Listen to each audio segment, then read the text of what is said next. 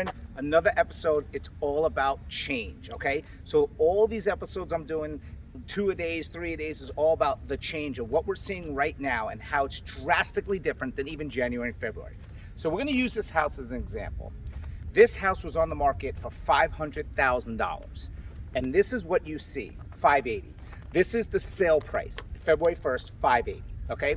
So what you're seeing is the agents online being like, I sold this house for top dollar, and they're bragging everywhere, right? And you're seeing the neighbor telling everyone, oh, my house sold for $580,000, and you're seeing a comp, a comparable. It says $580,000. This is what the bank sees.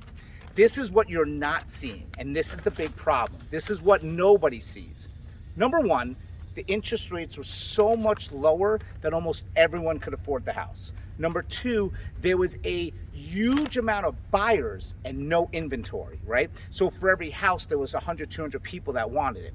Number three is you had people that were in desperate times living in Airbnbs, hotels, or they just sold their house, they had nowhere to live.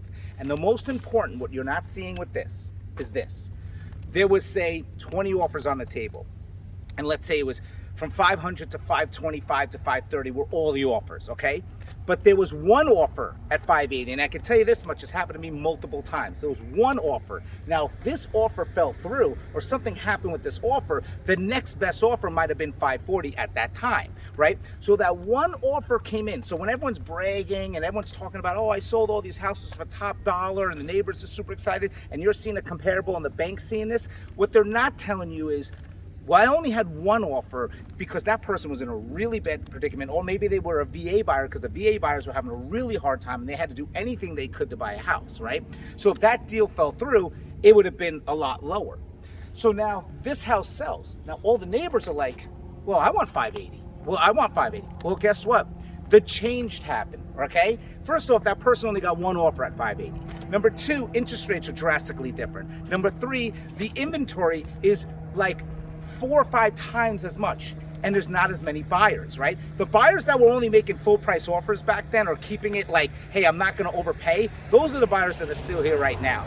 And the issue is those agents that have never worked through a different market and only was in the market where they put a house on the market and it sold right away, they're the ones promising the world, oh, I can do this, I can do it. No, you can't.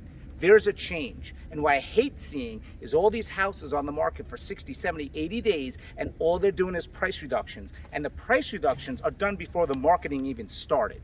And these are the videos I'm doing to show you what you need to be looking for, what you should be asking, what the agent should be showing you. Where's the marketing? I want to see exactly what you're doing for me.